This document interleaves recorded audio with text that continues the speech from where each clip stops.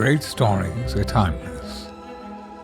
To be a great storyteller, one must bridge the gap between an alluring narrative and the audience, to pull at the heartstrings and to shape the imagination.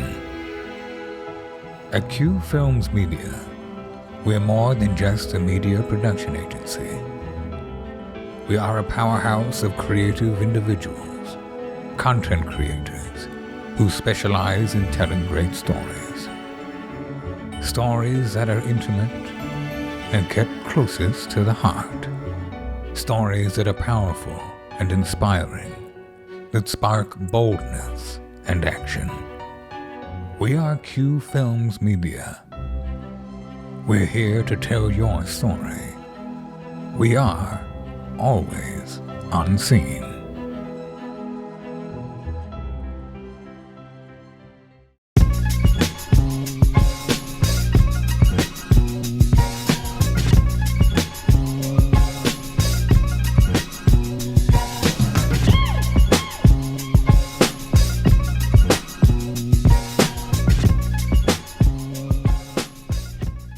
It's tough to be emotionally intelligent if you're coming from an insecure place. Mm-hmm.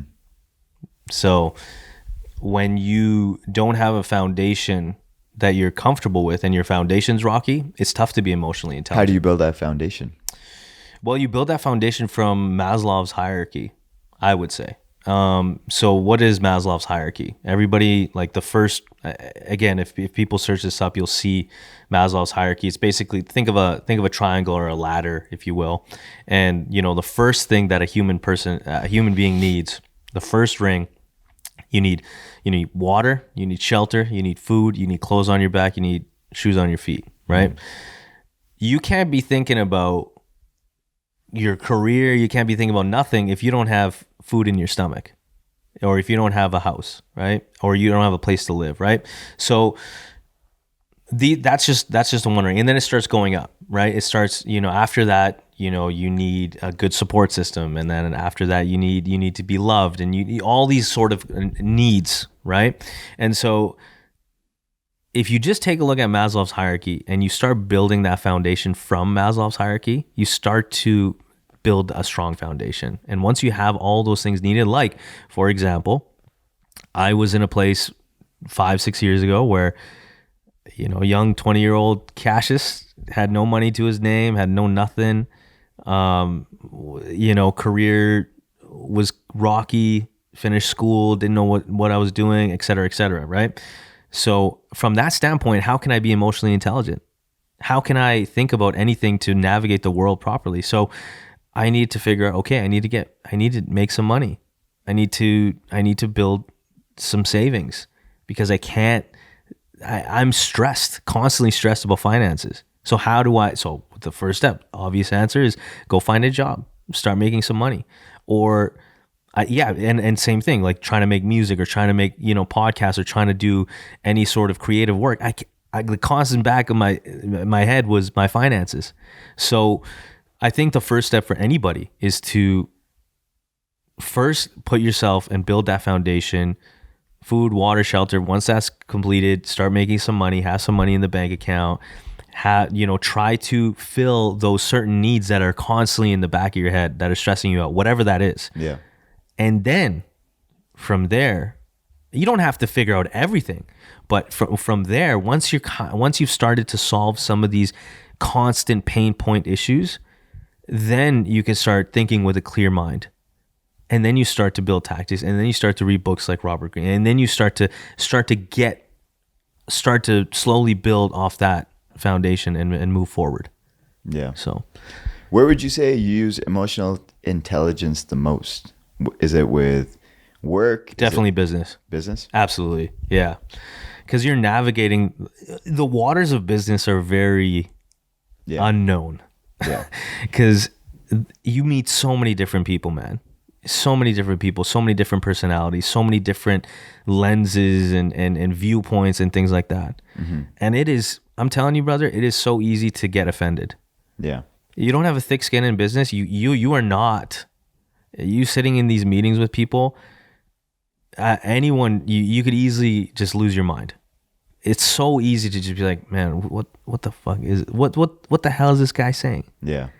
Right? And so it's one of those things of like, I'm having to constantly flex patient muscles, creative muscles, emotional intelligence muscles to understand, okay, I have to break this person down and understand what this person needs and want and coming from and background, doing that initial research about their business.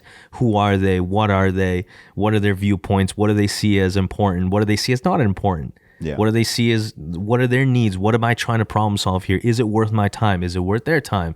Yeah. All of these things. Yeah. And if you get offended, you can't even, you don't have that vision to see any of those things at all. No. And that's one of those things is what I've learned in business is being almost like a chameleon. Yeah. You have to, and especially in the service industry, especially in the service-based industry, because if you're constantly offended by people with them either lowballing you or them saying your work sucks. Last week I had a guy, I literally did, and I'm not going to mention his name, but last week I had an individual say, yeah, your work is not that great. In front of my face, I'm sitting in this meeting. And I'm like, yeah, your work's all right. And what am I supposed to do in that meeting? Right? What am I supposed to get offended? Am I supposed to lose my mind? And I'm trying to get paid. So this guy knows he's throwing a tactic my way. Mm-hmm. What is this guy going to do? He came to collect his check. And this guy's literally across from me saying, yeah, your work was all right. Your work was not, it wasn't that good. Directly in my face. And so how am I supposed to react in this moment? And then so what did I do? I said, why wasn't it good? Instead of losing my mind and saying, screw you, you're an asshole, you're a dick. What was wrong with it? Oh, and then I started breaking him down and he couldn't answer his own questions. So what was wrong with it? Was it the quality? No, it wasn't the quality. Oh, you know, da da da da da. And as I started bringing, he's like, no, we wanted more pictures of this, and you guys take pictures. And then once I start asking him questions, he's like, yeah, you know what? I actually didn't give you guys good enough direction. So was that my fault? Right? So now instead of losing my mind in that moment and yelling and screaming, saying, fuck you, my work is the best, and da da da da da. Yeah. I started breaking him down. Where is this pain point coming from? And this pain point is actually coming from something that he didn't give us direction on. It wasn't our fault. It wasn't our photos were amazing. Yeah. Our photos were great. But that person could not, the thing that he said initially, your photos aren't good. Okay. Right? And it's not coming from, it's not because of my work. It's not because of what I did. It's because of his own leadership and his own direction. He wasn't able to give us enough direction. And so now he was mad that he didn't get what he wanted at the end of the project. So though that's just like one out of many different scenarios. No, absolutely. Like even when I started doing business, especially in the media world, and this is completely different because every industry is different. I would start noticing certain things that people were saying as well and try to find pain points. And when they had something negative to say, I would push them further too. Like, especially when I see like people that I know are lying now. And I got this from one of Robert Greene's books is I go with the lie and I'm actually curious to see how far are they willing to lie. Mm-hmm. So in the same instance, in the business side, like how you're talking about, I want to see like break it down further, and really see how far are they willing to go with their statement and are they able to back up their statement too, right? And clearly in this instance, your client wasn't able to, but that's emotional intelligence because you're able to figure out and see why are they unhappy more than like having that ego. Yeah. And you get that more and more when you have a bigger team like yourself now. Yeah. Where before it was just you. So your work was directly, it almost was like them attacking you. But Absolutely. Now it's like they're attacking your team. Yep. And you're trying to break down how can the team do better if that's the scenario. Yeah, exactly. And I think that's a great way to respond to it. And that's a killer caches that people don't know much about. But in meetings and all these things, this is why we have all the conversations that we've always had because these are the scenarios that we help each other in. Mm-hmm. And just hearing stories like that, how we would do it in private, it would probably lead me to also go in a meeting and maybe react different, or go against somebody I don't like in a certain scenario, and maybe dig deeper. Don't get me wrong. The feeling brewed up. Of course, I was mad inside. Yeah. Like, how could he? I knew what we were providing this person, and it wasn't. The quality was not bad. Yeah. The way he was saying it, it wasn't shit. Yeah. And I again, so of course it offended me, but how I choose to respond in that moment is in my hands. Yeah. So how do I navigate these waters? And I've had many scenarios, brother, more than this, but yeah, it's about the response. It's about the reaction. How do you understand and pick apart the person across from you? If they don't agree with you, if they're being offensive, if they're being hateful, where is that pain point? I want to figure out, where is that? Let me break you down, because if I can break you down, you're going to start questioning yourself. And that client started questioning himself at the end of it. And that's what I wanted. I think business work, especially being successful or quote unquote moving through business, you need to be emotionally intelligent, and you need to figure it out quickly, because you'll get eaten alive if you don't. Every room you walk in is like walking into a room full of sharks. It is. It absolutely. And when I was a kid, even my high school coach said to my mom, like parent teacher meeting, and she was like, I don't like your coach because of blah, blah, blah. And obviously she likes him now. But at the time she was like, your coach said, oh, Crumb, he's a really nice kid, but nice isn't going to get him anywhere in this world. And my mom didn't like that, because she's like, why? He can be nice and he'll be a nice kid and everybody will treat him nicely in response. But when I think back to that conversation, a lot of growth had to happen, because I was genuinely a nice kid trying to take attention off of me. And how I did that was make other people happy. And when I started learning that in different rooms, you had to obviously go through a lot of different experiences, but also build your confidence up to a point where you can get to the point where you don't feel attacked by something. Where, like, for example, in your scenario, when you're talking about it, you need to have confidence in your product. You need to have confidence in what you do, and you need to have confidence to even ask that question. Because if you know that you can't break them down if your stuff is broken on your side. Exactly. And the fact that you're able to break it down just shows that you've thought through everything as a businessman. And then now having that conversation intelligently is coming from a place of being good at what you do. Absolutely. And like I said before, if you don't have a solid foundation, and, for those young leaders who are listening to this, I highly recommend you check out Maslow's hierarchy and start to really find your own pain points. Because sometimes we just kind of go through life and we don't really think about it. We're just like, oh, I need money now, or oh, I need this now, or oh, I need a significant other. Oh, I need, like, you kind of react. But if you can figure out, okay, what are my bottlenecks right now? What are the things that are holding me back?